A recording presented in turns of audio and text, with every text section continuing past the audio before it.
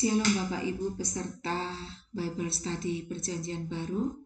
Hari ini kita akan lanjutkan dengan pembelajaran kita dari Injil Markus. Hari ini kita akan menyelesaikan Injil Markus. Dan kembali saya ingatkan bahwa yang kita pelajari di Injil Markus hanyalah bagian-bagian yang tidak ada di Injil Matius. Hari ini kita akan bersama-sama belajar dari Injil Markus pasal 9 ayat 38 sampai 41, Markus 12 ayat 41 sampai 44, Markus 13 ayat 33 sampai 37, dan Markus 16 ayat 9 sampai 20. Untuk yang pertama kita belajar dari Injil Markus pasal 9 ayat 38 sampai 41 tentang seorang yang bukan murid Yesus mengusir setan. Untuk ini paralel dengan Lukas pasal 9 ayat 49 sampai 50. Yohanes murid Yesus protes karena ada orang yang bukan tergolong 12 murid mengusir setan dalam nama Yesus. Tapi Tuhan Yesus berkata supaya Yohanes dan teman-temannya jangan mencegah orang itu. Dan kemungkinan orang itu adalah orang yang telah percaya kepada Tuhan Yesus. Hanya saja dia tidak termasuk dalam bilangan 12 murid. Tuhan Yesus mengajarkan kepada murid-muridnya bahwa jika orang itu tidak melawan kita, maka dia berada di pihak kita. Lebih lanjut di ayat 41, Tuhan Yesus menunjukkan kepada murid-muridnya bahwa sekecil apapun bentuk pelayanan yang dilakukan seseorang, jangan diremehkan. Tuhan Yesus menjanjikan bahwa orang yang melakukan pelayanan terkecil sekalipun pasti ada upahnya. Istilahnya Tuhan Yesus, ia tidak akan kehilangan upahnya. Pembelajaran bagi kita dari perikop ini, jangan cepat berprasangka buruk terhadap orang lain jika orang itu melakukan mukjizat dalam nama Yesus. Mari kita belajar dari apa yang Yesus ajarkan. Jika orang itu tidak melawan kita, maka dia berada di pihak kita.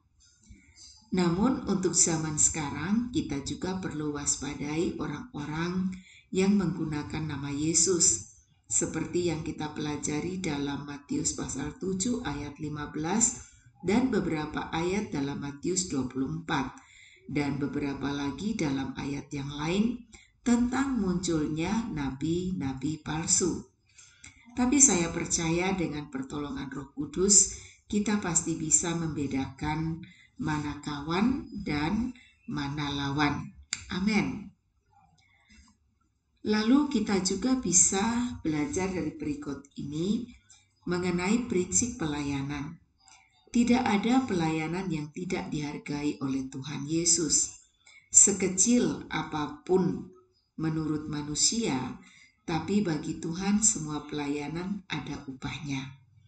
Jangan remehkan pelayanan sekecil apapun yang dipercayakan kepada kita.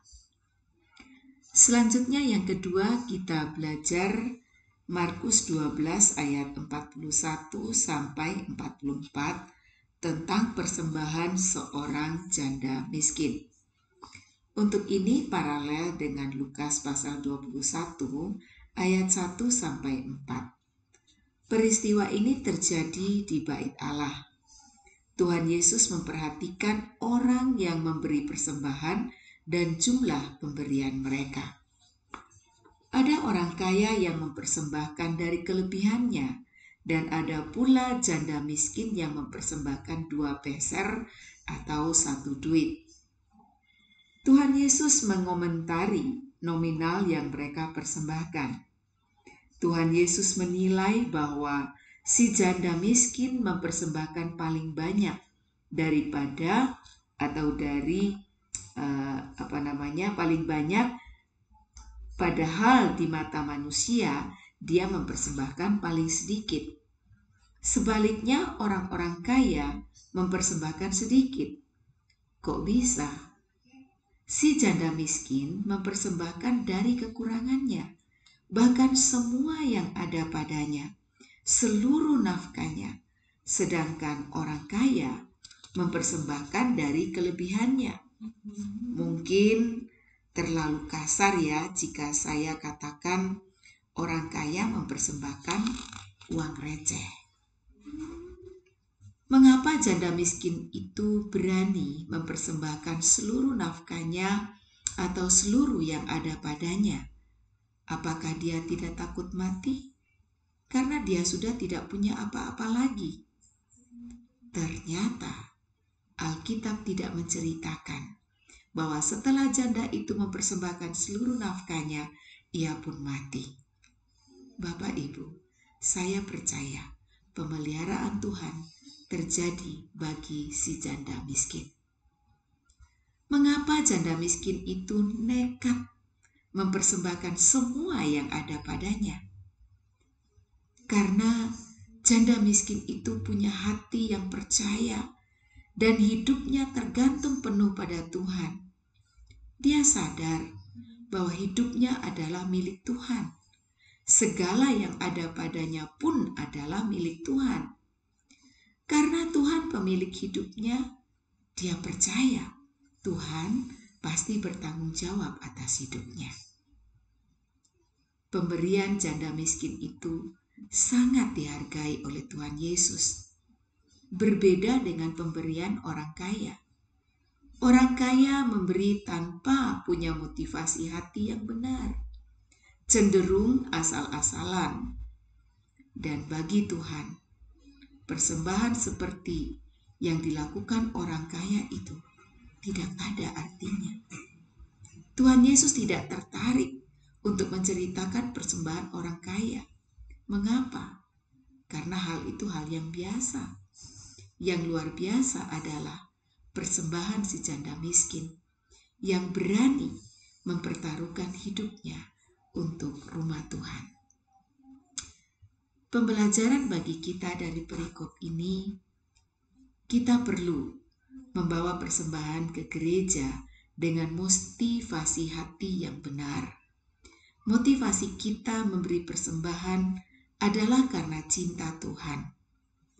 Sadar bahwa aku dan semua yang ada padaku adalah milik Tuhan. Hartaku pun adalah milik Tuhan yang harus digunakan untuk kemuliaan Tuhan. Kita perlu membawa persembahan ke gereja. Untuk apa? Operasional gereja, menunjang kebutuhan hamba-hamba Tuhan yang melayani full-timer.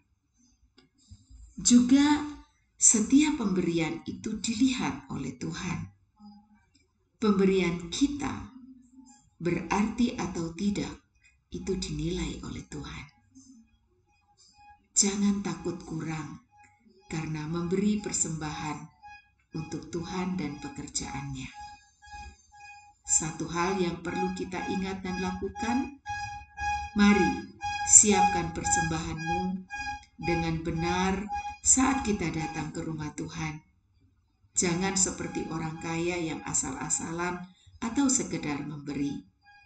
Jadilah seperti janda miskin itu yang memberi dengan sepenuh hati karena cinta Tuhan dan rumah Tuhan. Amin.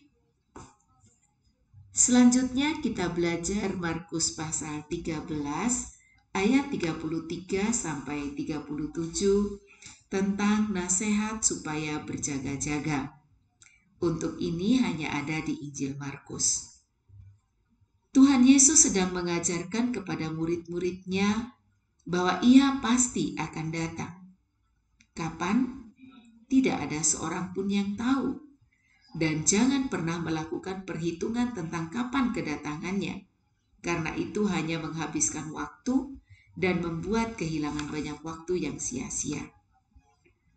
Bagian ini diperuntukkan bagi murid-murid yang kepada mereka telah dipercayakan tanggung jawab untuk melakukan tugas dan panggilannya.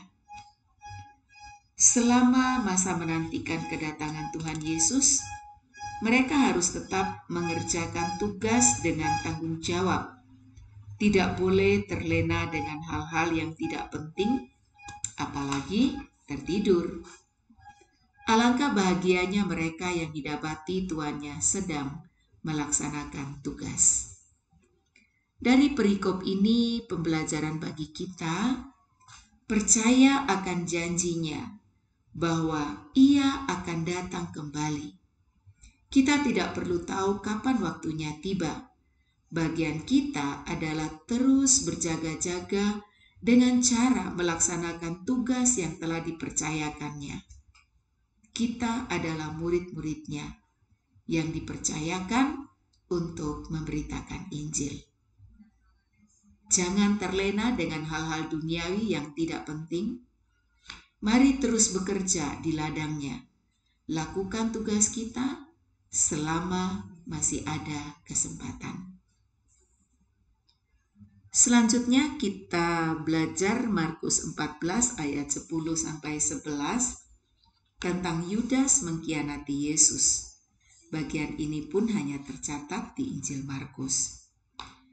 Ini merupakan reaksi dari Yudas setelah ia ditegur Tuhan Yesus berkenaan dengan adanya seorang perempuan yang mengurapi kepala Yesus dengan minyak narwastu yang mahal. Hal itu bisa kita lihat ceritanya di dalam Markus 14 ayat 3-9. Rupanya Yudas kesal ya dengan ucapan Yesus.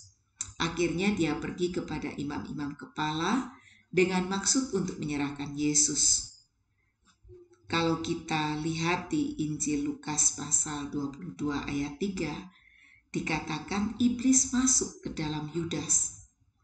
Kenapa? Karena Yudas buka celah dan iblis menggunakan kesempatan itu.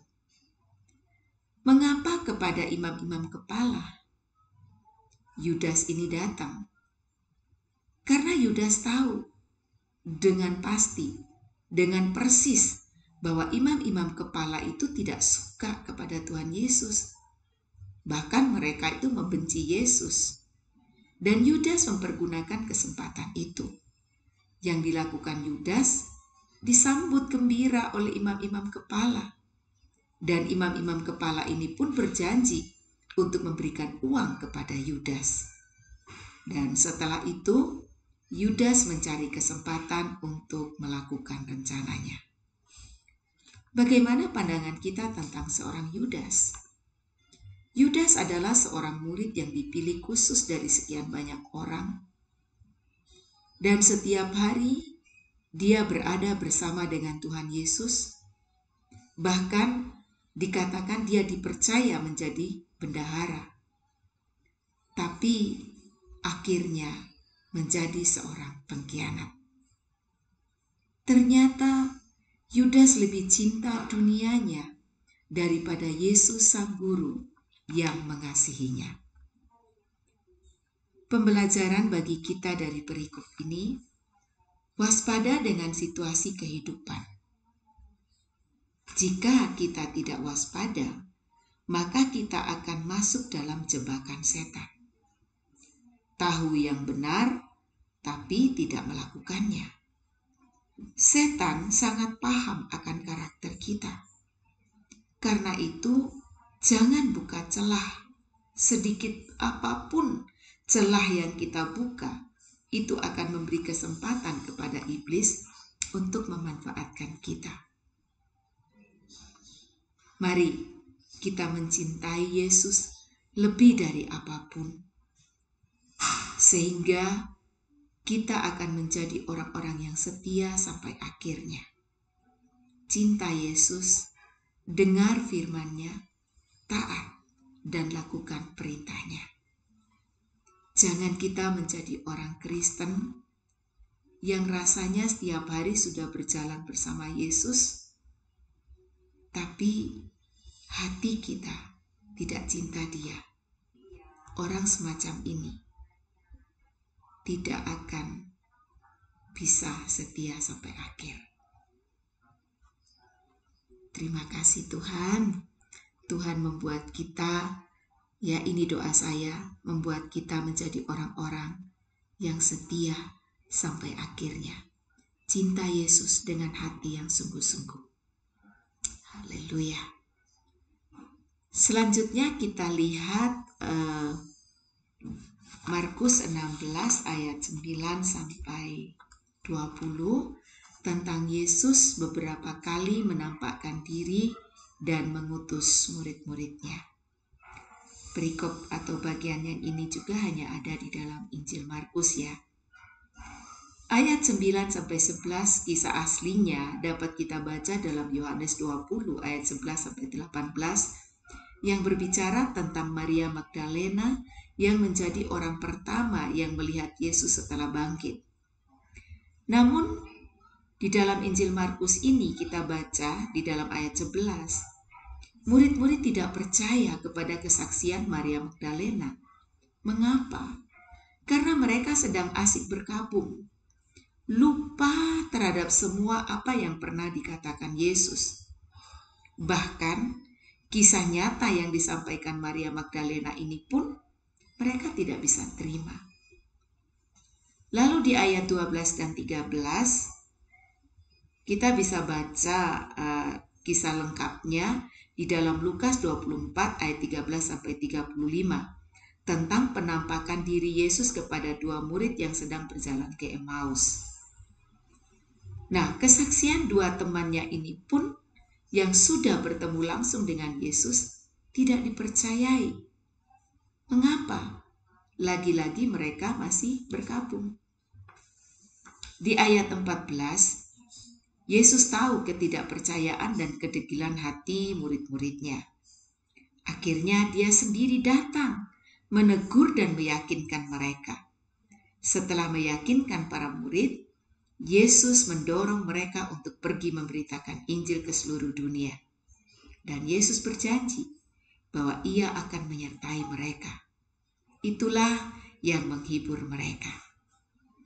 Hal itu dapat kita baca di dalam ayat 15-16 yang sebetulnya ayat ini sama dengan apa yang tertulis di dalam Injil Matius 28 tentang amanat agung.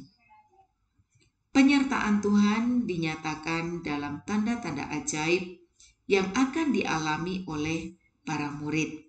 Di ayat 17-18 di sana ditulis tentang tanda-tanda yang akan terjadi bagi orang percaya. Lalu di ayat 19-20 diceritakan tentang kenaikan Kristus ke surga dan misi pekabaran Injil. Nah, dari perikop ini pembelajaran bagi kita, percayalah bahwa Yesus hidup. Dia memberikan mandat kepada kita untuk pergi memberitakan Injil, sama seperti dia memerintahkan murid-muridnya. Penyertaannya melalui kehadiran Roh Kudus nyata bagi kita.